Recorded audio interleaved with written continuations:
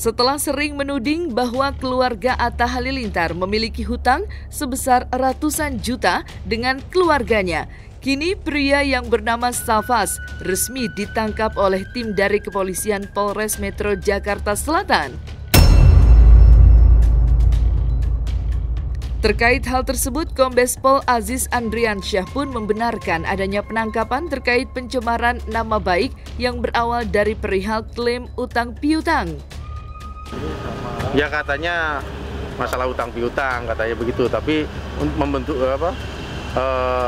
membuktikan bahwa benar ada utang piutangnya tidak bisa dilakukan oleh ini si pelaku. Dia hanya menyampaikan melalui media sosial saja, tapi begitu ditanya utang piutang buktinya mana, nggak ada. Kan ada pelaporan itu memenuhi unsur ya kita lakukan penyidikan sesuai aturan ya kan. Ya, kebetulan pelakunya ada, ya sudah kita lakukan upaya penegakan hukum sesuai pasal yang disangkakan. Cukup ya. Ada pencemaran nama baik, ada fitnah melalui media elektronik ya, media sosial ya. Dari IG ada, YouTube ada, di TikTok juga ada. Hari Minggu yang lalu ya, Sabtu Minggu lah. Ya. Sabtu dini hari. Tinggalnya, tempat tinggal ya. Kontrakannya ya. Beberapa orang. Lupa saya cek datanya dulu lah. Ya sudah dong, tersangkanya udah ditangkap kok. Sebulan yang lalu kali ya.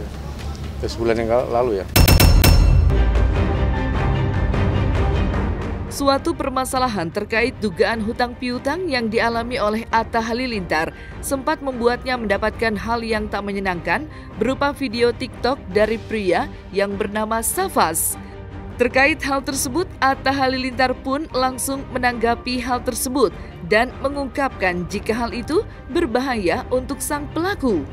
Nggak tahu utangnya utang apa juga, saya nggak tahu. Wah, saya nggak tahu. Saya sih orangnya dari kecil diajarin jangan berutang. Jadi saya nggak tahu kan orang buktinya apa, segala macamnya apa, bisa saya berutang. Saya nggak punya utang.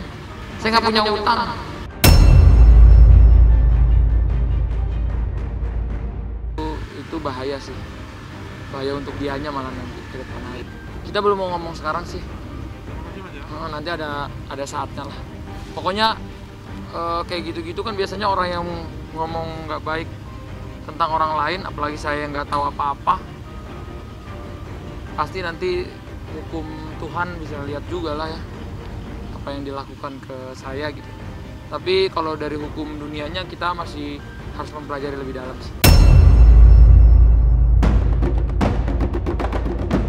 Sempat viral lantaran video TikTok dirinya yang berbau sarkas kepada kehamilan Aurel Hermansyah. Safas selaku pembuat video TikTok tersebut pun sempat angkat bicara dan menepis kabar yang mengatakan jika dirinya menyumpahi serapah kandungan yang saat ini dikandung oleh Aurel Hermansyah.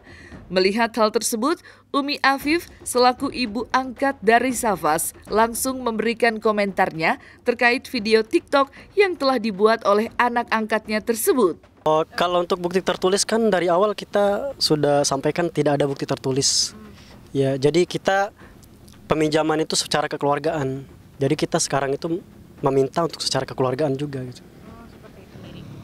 Oke, untuk menyikapi pendapat netizen ya, sebenarnya sih nggak ada sama sekali kayak mendoakan yang buruk atau apa gitu ya. Karena dalam postingan saya itu juga positif.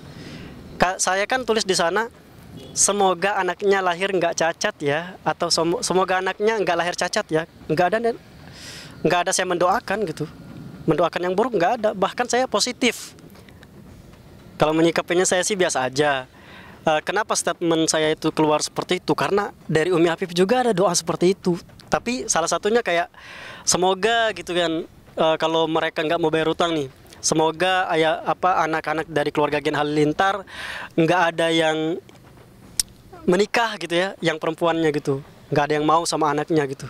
Jadi itu apa yang disampaikan oleh Umi Afif yang saya sampaikan. Nah kalau sumpahnya terkait saya mendoakan anak Aurel cacat dan lain-lain, nggak ada sama sekali. Bahkan saya mendoakan agar normal gitu. Karena di postingan saya juga saya bilang, semoga tidak lahir cacat ya. Artinya semoga baik-baik aja kan gitu. Sebenarnya sih kita udah chat kayak manajernya ibunya gitu kan, itu sudah sering di chat kan, sudah kita sering DM, nggak dibalas cuman dibaca. Sama juga kayak manajer Atta gitu, atau nomor yang ada di Instagram Atta Halilintar itu kita pernah chat tapi nggak ada tanggapan sama sekali. Jadi gua selalu stage itu biar Atta tahu dan Atta mau bicara sama saya gitu. Yang lihat di layar gitu, seperti yang kalian lihat di medsos, mereka diam, nggak ada tanggapan gitu. Ya kalau saya sih kan hanya menyampaikan, saya tulus untuk menyampaikan apa yang ingin Umi Apip sampaikan. Tidak ada masalah sama saya cuma menyampaikan. Jadi kalau mau direspon oke, bagus, kalau nggak direspon juga nggak apa-apa gitu, nggak ada masalah bagi saya. Kalau netizen yang menghujat sih saya maklum aja ya, karena ini kan masalahnya dengan idola mereka.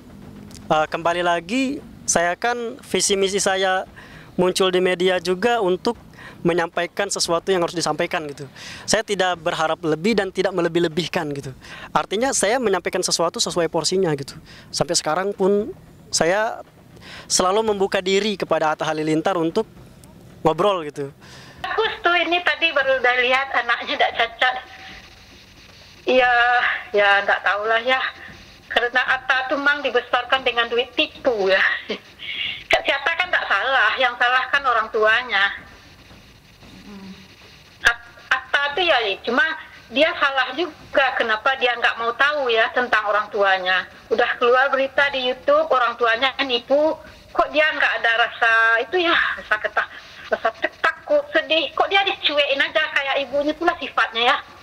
Nggak mau tahu dia latar belakang orang tuanya, dia nggak mau tahu. Dia pernah keluar negeri umur 5 tahun udah jalan-jalan ke Paris. Dia tuh dulu pakai jubah terbang tuh dulu, dia tuh harus tanda tanya dong, di mana duitnya orang tuanya. Orang masa krismon, ayah orang tuanya bisa ke Eropa, ke Australia, kemana-mana. Dia nggak mikir ya, dia besar dalam jemaah, kok dia tutup ya, sama-sama ibu dan anak juga sama pembohong lah. Ya dia mau tutupi juga masa silamnya si Atta itu. Masa silam karena orang tuanya korupsi kan, nipu orang. Dia juga nggak mau tahu. Harusnya dia tahu ya. Udah kaya sekarang, pulang itu duit-duit orang yang diselewengkan. Duit orang yang dizalimi. Ya bisa jadi juga anaknya cacat. Ya Allah walam lah, nggak tahu kita kan dosa orang tua apa anaknya nanti menanggung juga, bisa jadi juga ya. Biasanya anak orang soleh itu anaknya juga soleh. Orang tua penipu itu anaknya penipu. Anak PKI itu anaknya juga cenderung PKI. Itu udah normal kan. Nabi itu keturunan baik-baik kan. Aminah, Abdullah ya.